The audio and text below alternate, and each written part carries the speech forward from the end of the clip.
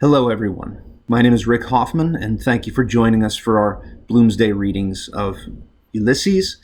Today I'll be reading from episode 12, Cyclops. I'm terribly sorry that this one isn't going live and that I had to record it. Ran into some technical problems earlier in the day and I decided that it was best not to risk trying to go live with technology that wasn't cooperating. In this chapter we hear from an unnamed narrator who describes the events at Barney Kiernan's pub on Little Britain Street in Dublin. The tone is much of what you would expect from a pub full of regulars, lots of banter, lots of drinking. During the chapter, the narrator describes the events between the hours of the hour 5 to 6, during which time Leopold Bloom has an exchange with a citizen with an eye patch, hence the title Cyclops. The chapter is mostly dialogue, but it is punctuated with several moments of intense description. The descriptive passages are marked by gigantic images, calling to mind the massive giants for whom the chapter is named. The chapter is imbued with politics and prejudice, specifically antisemitism. Bloom, a Jew, holds his own in a verbal exchange with the bigoted citizen. I'll be going back and forth between the narrative passages and the dialogue without interruption. So, without any further delay, let's sit back. It's now 5 o'clock somewhere, 5 o'clock everywhere as far as I'm concerned. Let's have a pint and join the lads at the pub.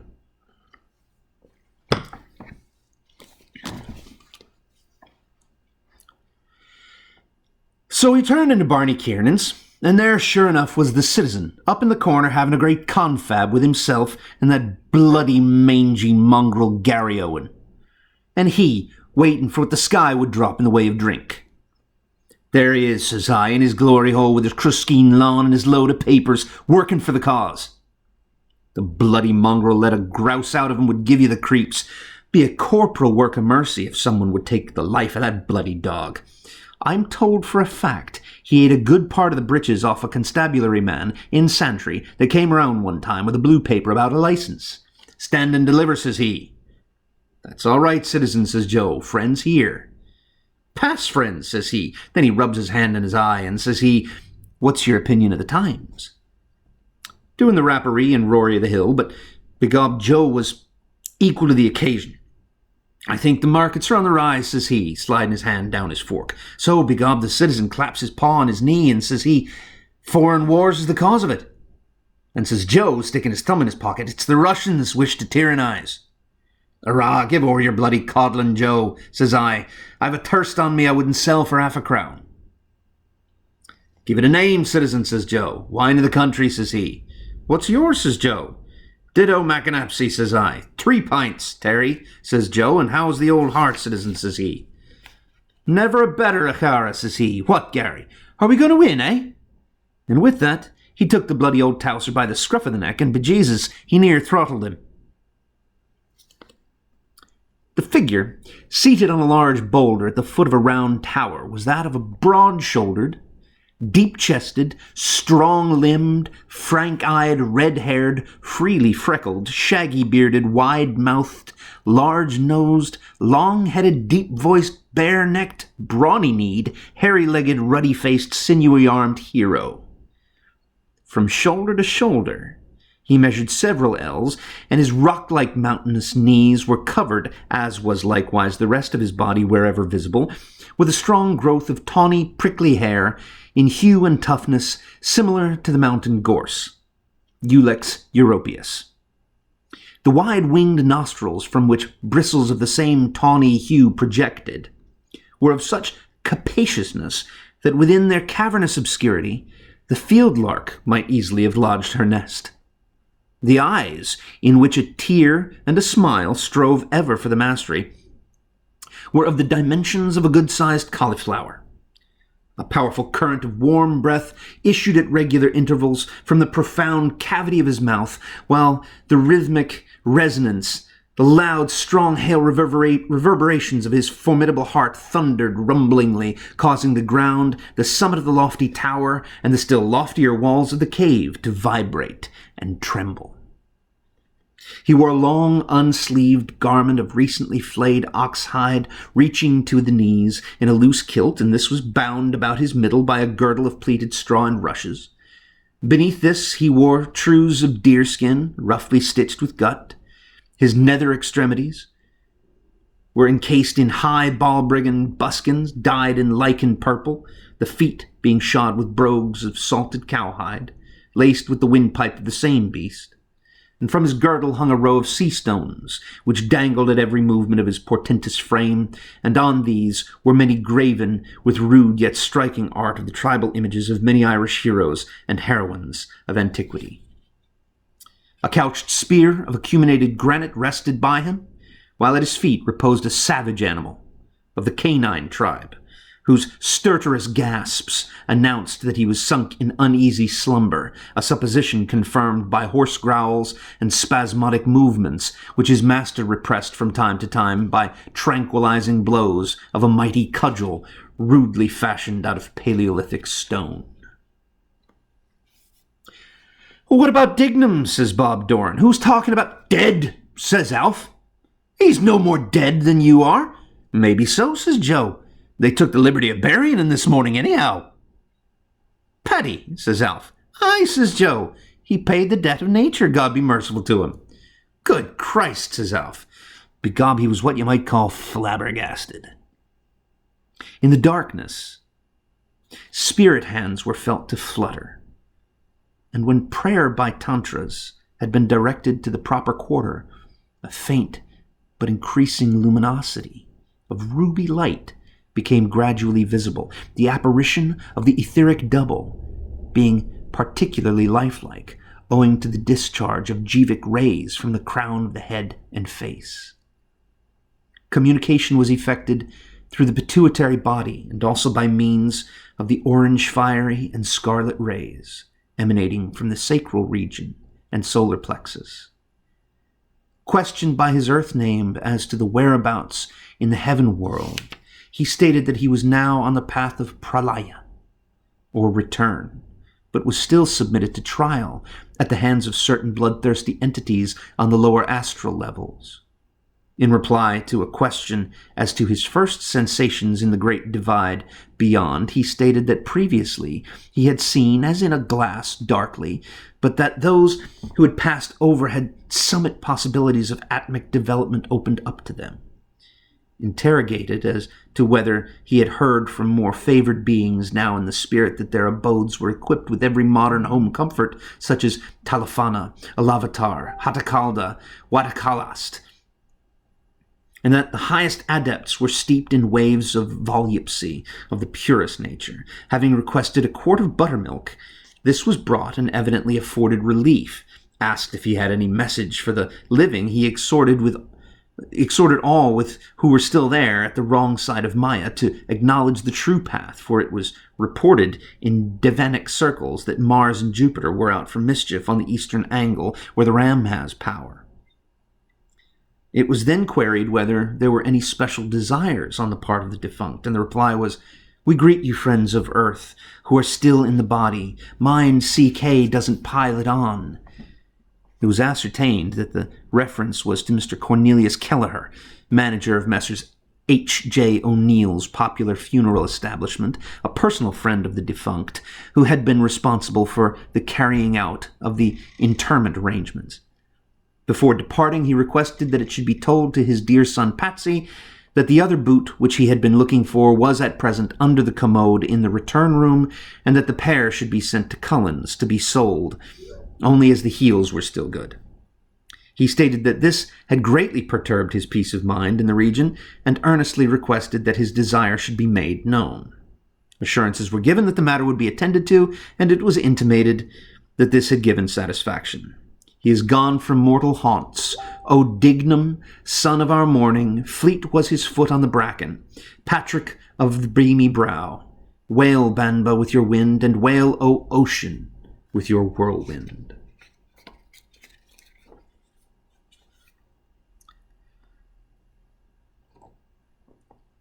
Bloom was talking with John Wise, and he quite excited with his dunduckety mud-colored mug on him and his old plume eyes rolling about.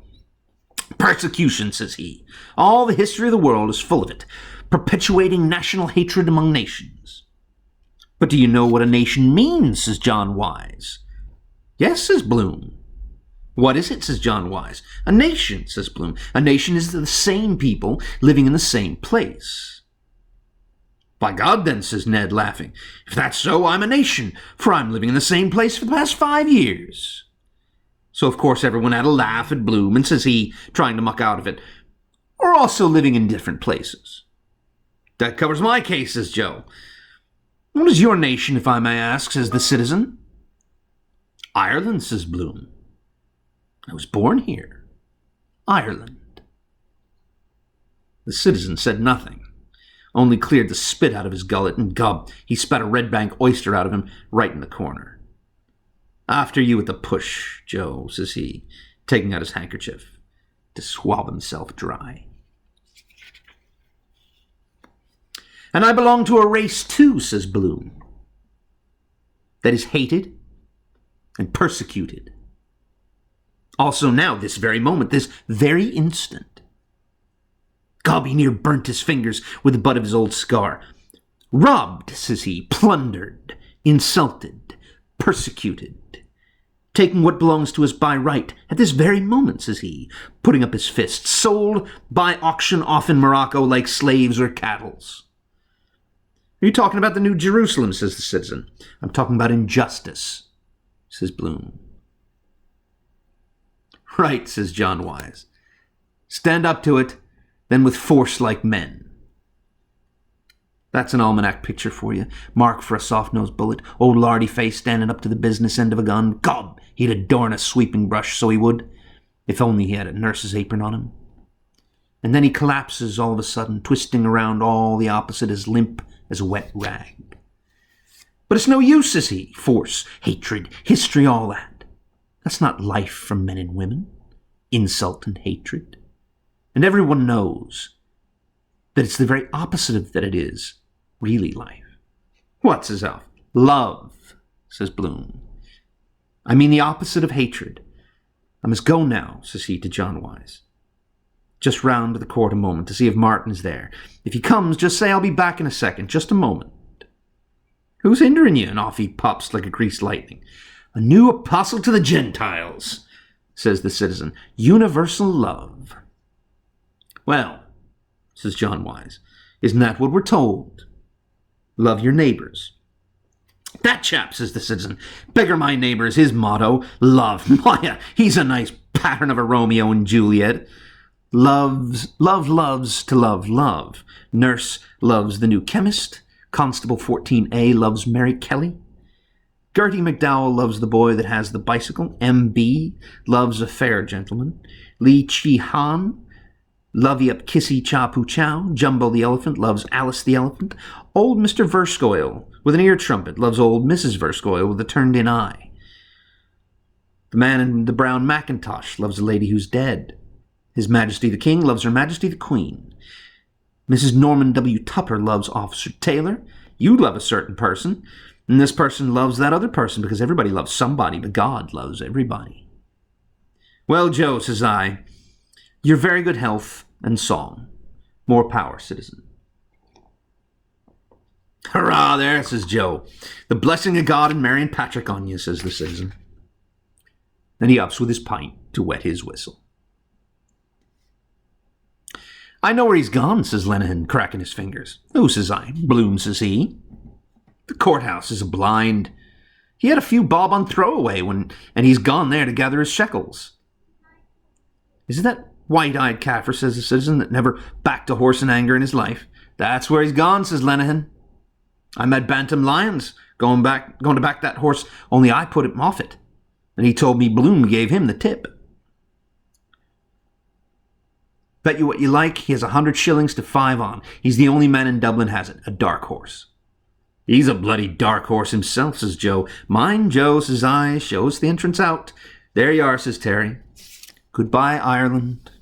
I'm going to Gort. So I just went round to the back of the yard to pump ship and begob 100 shillings to 5. While I was letting off my throwaway 22, letting off my load, gob, says I to myself, I knew he was uneasy in his 2 pints off a Joe and 1 of Slattery's off, in his mind, to get the mark to 100 shillings to 5 quid.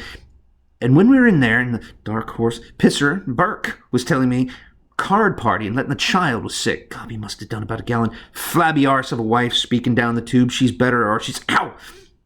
All the plan he could vamoose with the pool if he won, or, Jesus, full up I was. Trading without license, ow! Ireland, my nation, says he.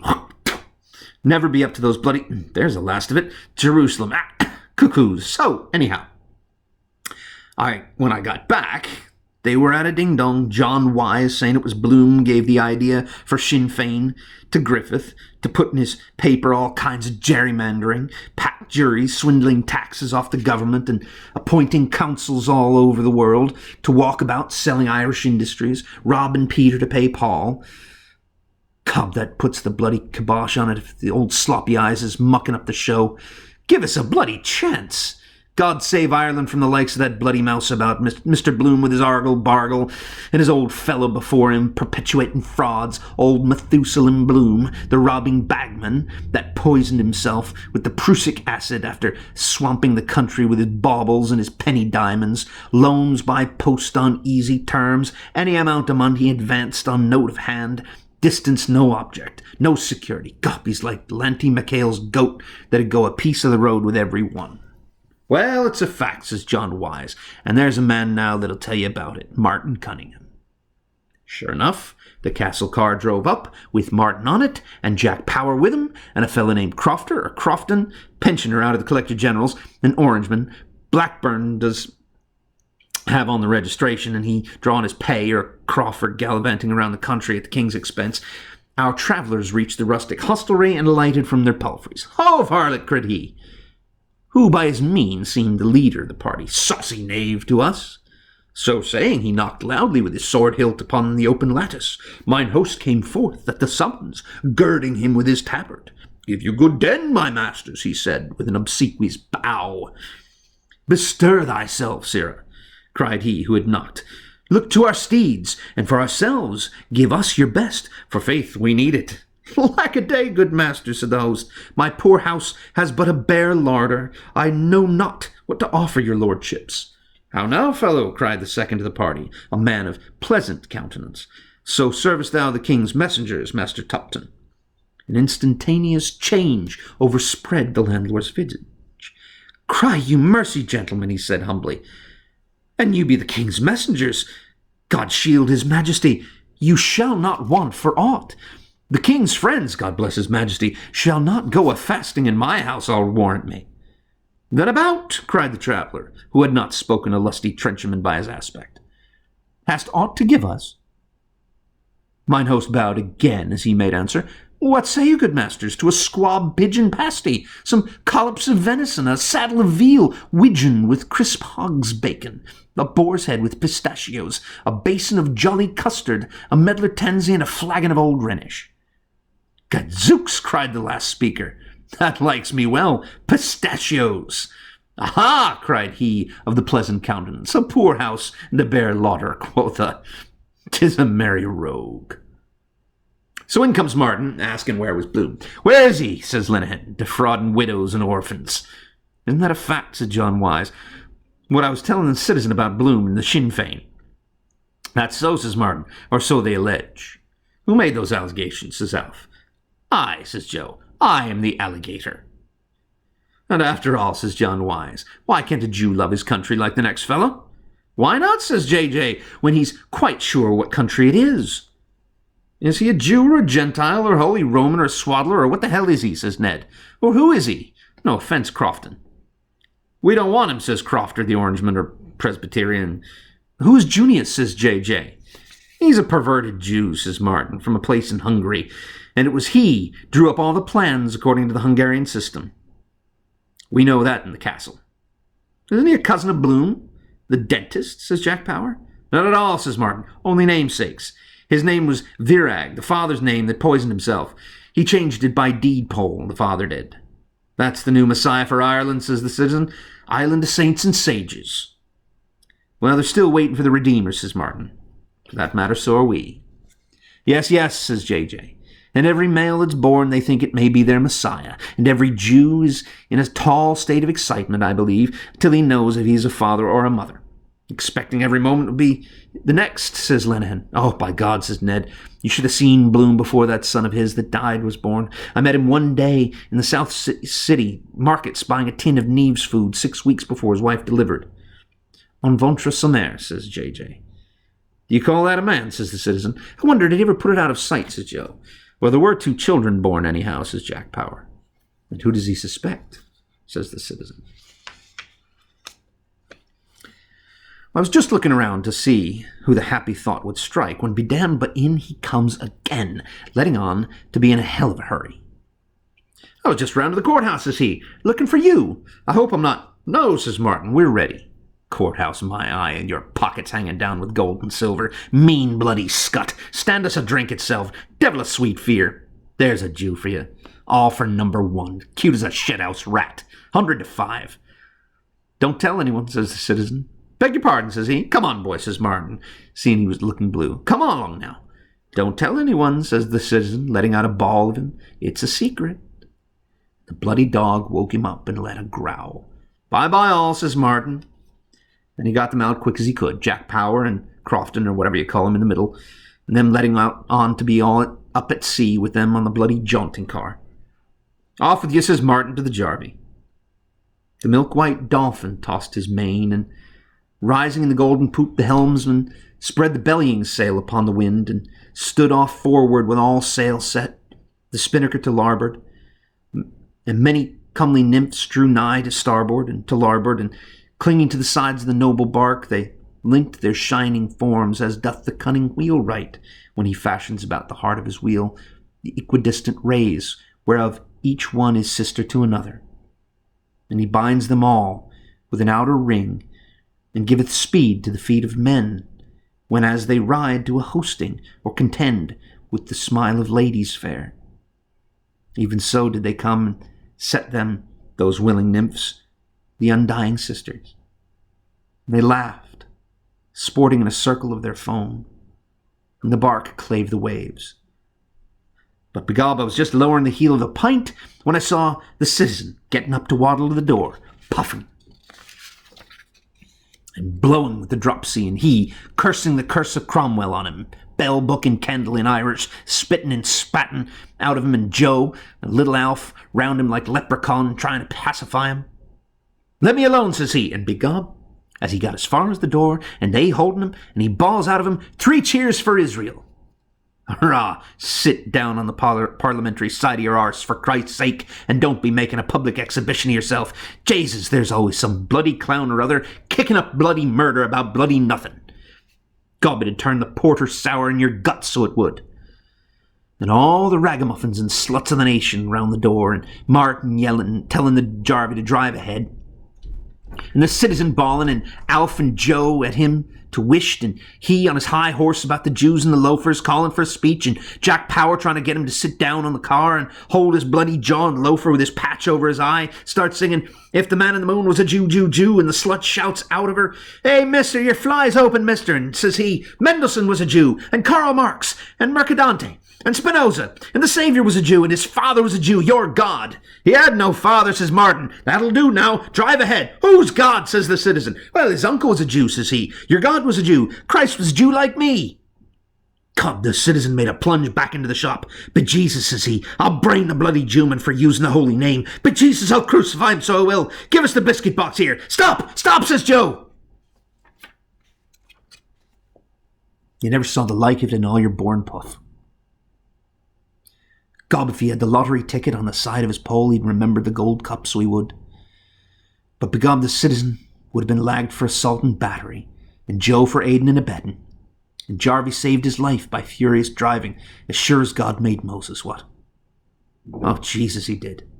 And he let a volley of oaths after him. Did I kill him, says he, or what? And he shouting to the bloody dog, After him, Gary, after him, boy! And the last we saw was the bloody car round in the corner, and the old sheep face on it gesticulating, and the bloody mongrel after it with his lugs back, for all he was bloody well worth to tear him limb from limb. 100 to 5. Jesus, he took the value out of him, I promise you. when lo, there came about them all a great brightness. And they beheld the chariot wherein he stood ascend to heaven. And they beheld him in the chariot, clothed upon the glory of the brightness, having raiment as of the sun, fair as the moon, and terrible, that for awe they durst not look upon him. And there came a voice out of heaven, calling Elijah, Elijah. And he answered with a main cry, Abba, Adonai. And they beheld him, even him, Ben Bloom Elijah, amid clouds of angels, ascend to the glory of the brightness at an angle of 45 degrees over Donohue's, in the little green street, like a shot off a shovel.